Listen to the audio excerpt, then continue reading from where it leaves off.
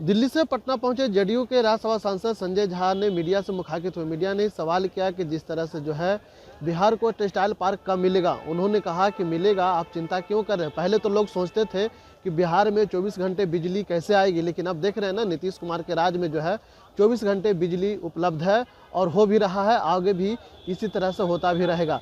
लेकिन देखना होगा, जिस तरह से जो है मीडिया ने फिर से सवाल किया कि जिस तरह से जो है लगातार बिहार में अपराध बढ़ रही है।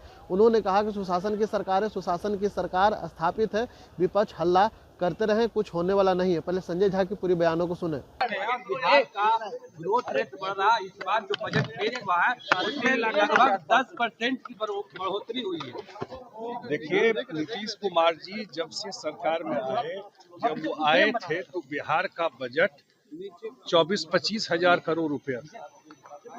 सैलरी लोगों को नहीं मिलती थी, लोग भूल जाते। डेवलपमेंट का काम तो आप छोड़ दीजिए, कुछ नहीं होता। और अब लगभग 3.5 लाख करोड़ बिहार का बजट बढ़ा है। जो जीडीपी ग्रोथ है वो डबल डिजिट जीडीपी ग्रोथ है।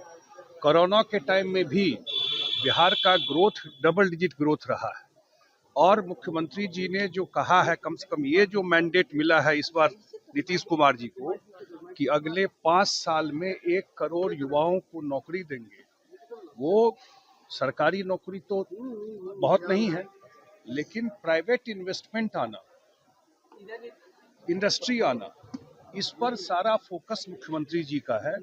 मुझे लगता है कि ये बेस और बढ़ेगा जब इन्वेस्टमेंट आए, क्योंकि इंफ्रास्ट्रक्चर बिहार का रेडी है इन्वेस्टमेंट लाने के लिए, आप सब जानते हैं। मुझे लगता है अगला 5 साल सबसे क्रूशियल है बिहार के लिए, बिहार के युवाओं के लिए खास करके, क्योंकि इसी में जॉब अपॉर्चुनिटी और इन्वेस्टमेंट सारा क्रिएट होगा। सर, आप कह रहे हैं कि इन्वेस्टमेंट क्रिएट होगा, इंफ्रास्ट्रक्चर रेडी है, लेकिन केंद्रीय जो मंत्री हैं वो उद्योग पर बात नहीं करते हैं, झल्ला उठते हैं सवाल पूछने पर। टेक्सटाइल पार्क कई राज्य को मिला, यहाँ की बात होती है तो जवाब नहीं। बहुत सारा, अरे क्या बात कर रहे हैं भाई, रोजगार मिलेगा, वही तो बात कर रहे हैं।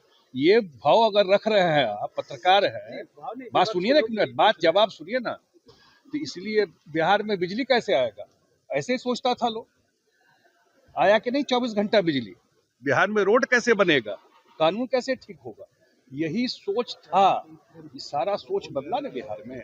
ऐसे ही अगले 5 साल में अब आप जा करके देखिए, जो सरकार का इन्वेस्टमेंट एक है, मैं प्राइवेट इन्वेस्टमेंट की बात कर रहा हूँ।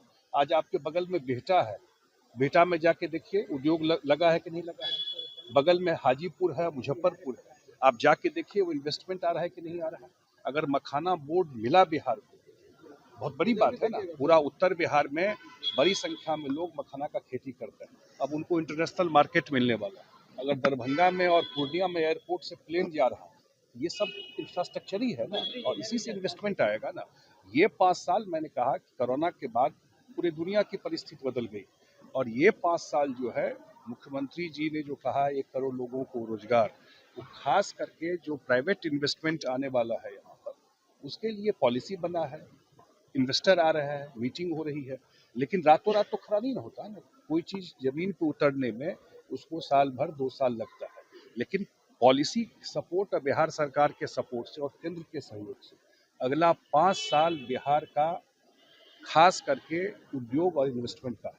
नीतीश कुमार के मानसिक स्थिति पर सवाल खड़े कर रही है विपक्ष, कह रही है कि समय पे दवा लिया कीजिए।